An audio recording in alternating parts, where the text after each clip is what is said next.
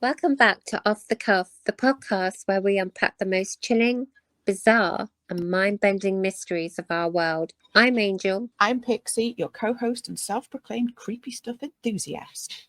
And I'm Ash, here to keep things grounded, or at least try. But today, even I might have trouble with that because we're diving into one of the darkest, most infamous locations in the United States, the Cecil Hotel. That's right. The Cecil Hotel in Los Angeles has a reputation that's as grim as it is mysterious. Murder, disappearances, suicides, and eerie, unexplained phenomena. It's like the hotel was cursed from the start. Built in the 1920s during LA's golden age, it was supposed to be a luxury destination for business travellers and tourists.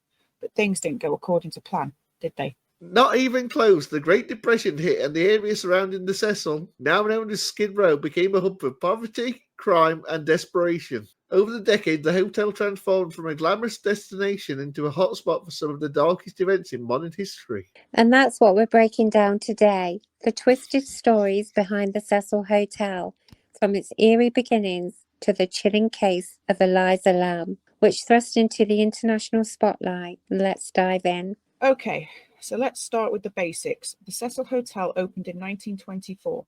It was designed to be this grand, beautiful 700-room hotel, Art Deco styling, marble floors, gorgeous chandeliers, the whole 9 yards.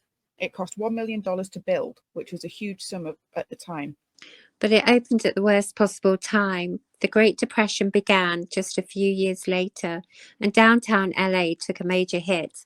The area around the hotel, particularly Skid Row, became infamous for homelessness and crime. And here's where the case really begins. Over the decades, the Cecil became synonymous with tragedy. Starting in the 1930s, it became a magnet for suicides. People would jump from their windows, overdose, or end their lives in the rooms. The first documented case was W.K. Norton, a guest who poisoned himself in 1931. But he was far from the last. Yeah, I read that there were so many suicides that locals started calling it the Suicide Hotel.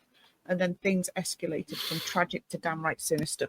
In the 1940s and 50s, the hotel became a hotspot for violent crime. Murders started happening within its walls. For example, in 1944, a young woman named Dorothy Jean Purcell gave birth in one of the rooms and shockingly threw the newborn out of the window. She claimed she didn't know she was pregnant and thought the baby was stillborn. Then there was the case of the pigeon Goldie Osgood in 1964. She was a retired phone operator and beloved local who was found raped, stabbed and strangled in her room. The case was never solved. And we can't forget the serial killers who stayed there. Richard Ramirez, aka the Night Stalker, lived on the top floor of the Cecil while he was committing his brutal murders in the 1980s. Guests reportedly saw him returning to the hotel in blood-stained clothes, but back then, no one asked questions. And then there's Jack Unterweger, an Austrian serial killer who stayed at the Cecil in the 1990s while writing for an Austrian magazine about LA's crime scene. Meanwhile, he was killing sex workers in the area using the same methods as his previous murders in Europe. He stayed at the Cecil on purpose. He was reportedly inspired by Ramirez. At this point, the Cecil Hotel wasn't just a building, it was a character in its own right, a place where darkness seemed to thrive. But things reached a whole new level of infamy with the case of Eliza Lamb. All right, let's dive into what is probably the most infamous case associated with the Cecil Hotel, the death of Eliza Lamb. This one really gives me chills. Yeah, it's the case that turned the Cecil into an internet obsession. So Eliza Lamb was a 21-year-old Canadian student who was staying at the Cecil in early 2013 while travelling through California. She was last seen alive on January 31st, and her disappearance sparked a huge search effort. Her body was eventually found 2 weeks later inside one of the hotel's rooftop water tanks. Guests had been complaining about low water pressure and foul-tasting water, and when maintenance workers checked the tanks, they discovered Eliza's body. The big question is, how did she get there?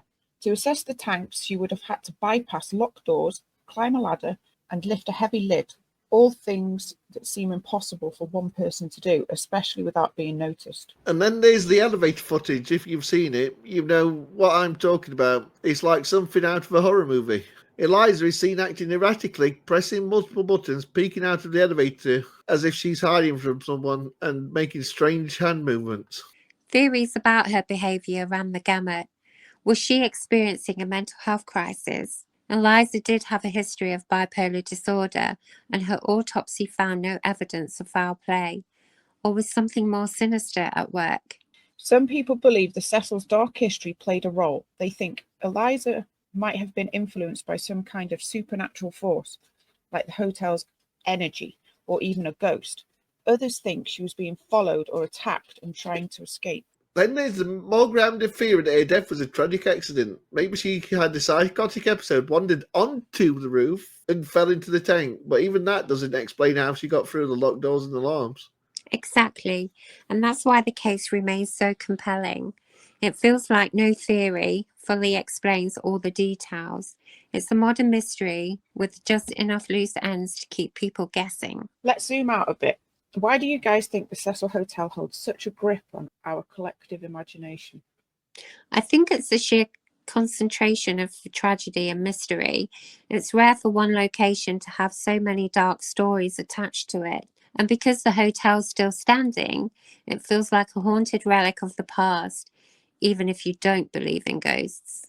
Honestly, I think it's partly psychological. Humans love connecting dots. The Cecil has a long history of tragedy, and our brains want to make sense of it. Even if the answer is just bad luck or poor management, it's like a self-fulfilling prophecy. People expect bad things to happen there, and they do. I get that, but it's hard to ignore the patterns. There's just too much going on for it to be a coincidence. And don't get me started on the supernatural theories. Some people think the Cecil is sitting on some kind of cursed land or a ley line. Whatever the reason, the Cecil's legacy is set in stone. From its connection to true crime to the internet-fueled obsession with Eliza Lamb, it's a place that will always raise more questions than answers. So what do you guys think? Is the Cecil Hotel just a place with bad luck? Or is there something deeper and darker at work?